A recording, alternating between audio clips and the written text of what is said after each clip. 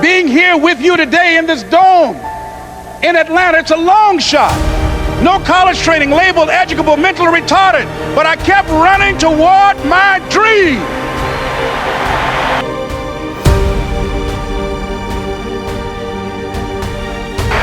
The next thing that's important to know, yes, it's possible that you can choose your future and direct the course of your life as you run toward your dream.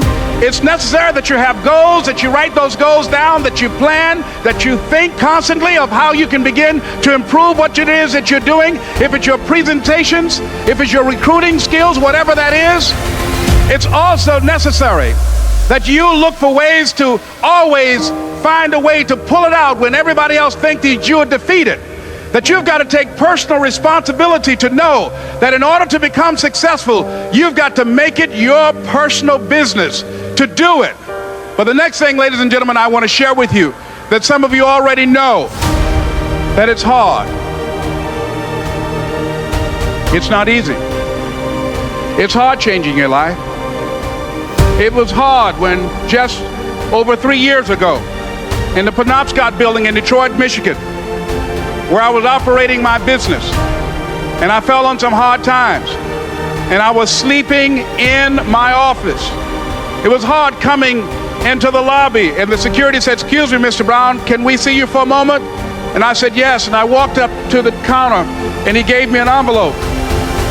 And he said, "Would you mind reading it here?" And I opened the envelope, and the envelope was from management that said, "This is an office tower. It's not a hotel. Please do not sleep in your office." And I said, "Excuse me, sir." I said, "I just work long hours in creating my business. I'm an entrepreneur. And right now things are bad for me, but they're not going to be this way always. And I just asked for the opportunity to continue to operate like I'm doing. I'm not trying to make this my home." And it was hard coming through the lobby. And sometimes they would laugh. There's a guy talking about becoming successful. And look at him. He's bathing in the bathroom upstairs on the 21st floor. He sleeps on the floor. Him and 2 other dreamers up there. Look at him. It was hard, ladies and gentlemen, coming to speak to people. And I was facing financial difficulties in my own life. I was behind on my bills and my dreams, and I'm saying to them, you can live your dream. It was hard, ladies and gentlemen. It was very difficult to pick myself up each day believing that I could do it. There were times that I doubted myself. I said, "God, why is this happening to me? I'm just trying to take care of my children and my mother. I'm not trying to steal or rob from anybody. Why did this have to happen to me?"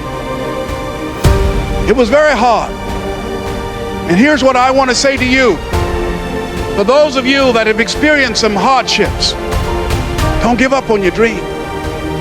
No one could have convinced me by holding on, by continuing to push forward, by continuing to run toward my dream, that one day I would have my own talk show.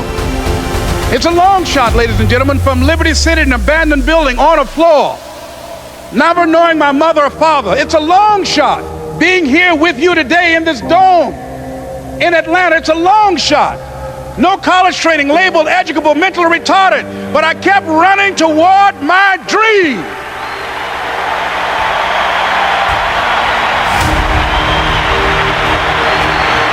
Don't stop.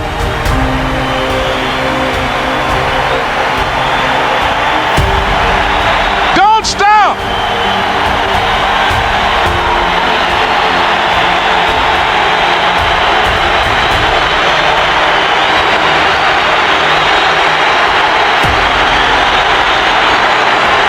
Stop running toward your dream.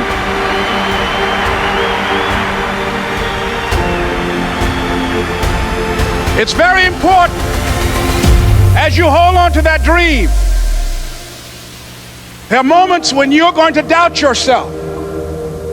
There are rough times are going to come, but they have not come to stay. They have come to pass. It's very important for you to know that. Don't say, "I'm having a bad day." Say, "I'm having a character building day."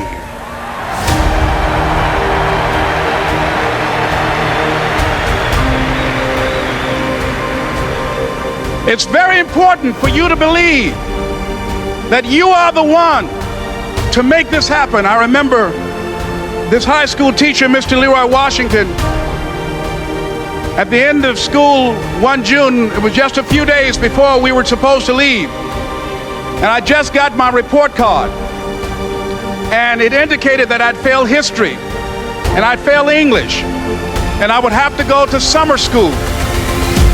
And I was feeling within myself that I was a failure, that I'm slower than most people in getting paperwork, and I was feeling down on myself and very negative.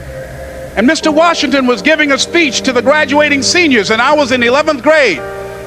And even though I wasn't supposed to be in there, I went in there because the speech he was giving, that speech was for me. And as he talked, my heart began to beat fast. Tears began to run down my eyes, and I was in the back just listening to him, because he said, and he was a very dramatic man. I still talk to him to this day. He said, as graduating seniors of Booker T. Washington High School, I want you to know that you're blessed and highly favored, and that as you go toward the future, begin to know that you have greatness within you.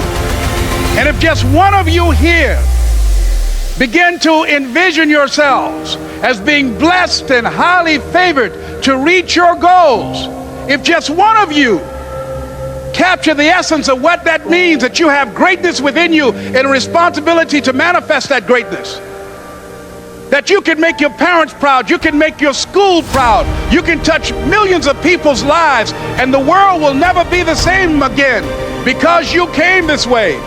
And the students gave him a rousing standing ovation. And as he left the auditorium, I ran down the steps and I caught him in the parking lot. I said, Mr. Washington? He said, yes. I said, do you remember me, sir? He said, no. I said, my name is Leslie Brown. My mother, she works in the cafeteria here. I'm one of the twins, Leslie and Wesley. I said, Mr. Washington, but you know, I got these big dreams. I like talking to people. I love people. I said, I want to work with people, and I got this dream of buying my mama a home. Could I do that, Mr. Washington? He said, it's possible, Mr. Brown. And as he walked away, I called him again. I said, Mr. Washington? He said, what do you want now? I said, I'm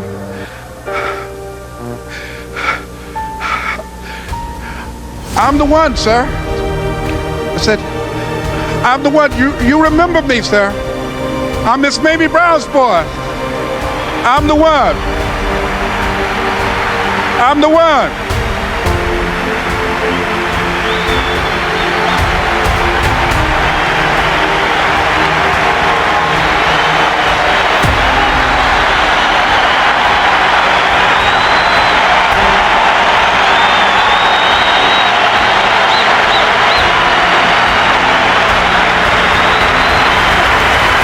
And you must feel that's why you're here, because you are the one.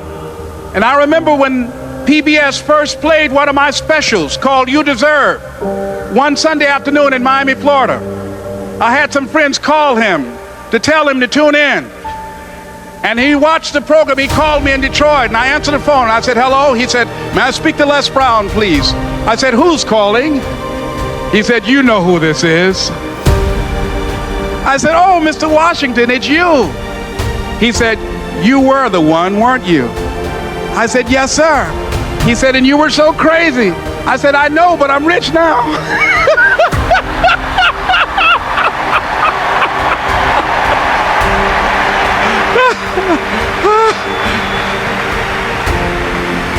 Ladies and gentlemen, it's not going to be easy.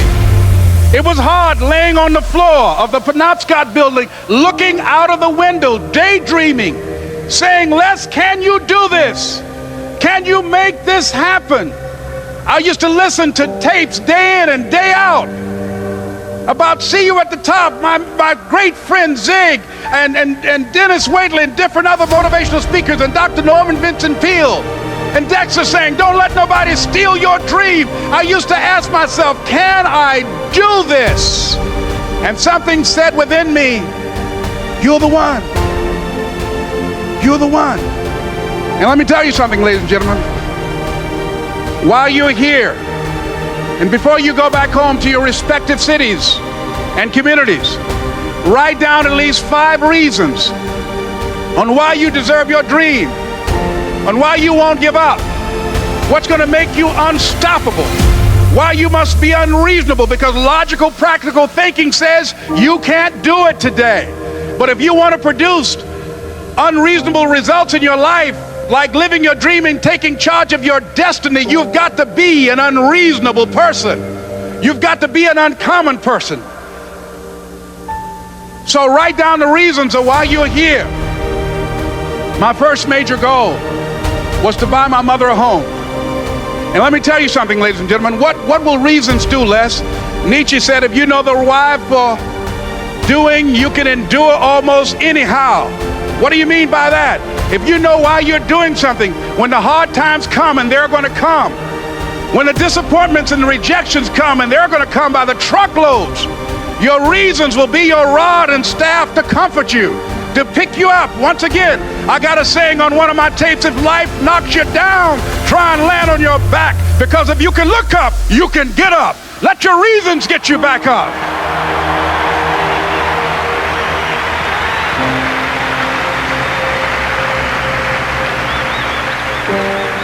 I remember when I bought the home for my mother, and she came out of the car. When I opened the door, I said, Mom, I think I know these people in this house.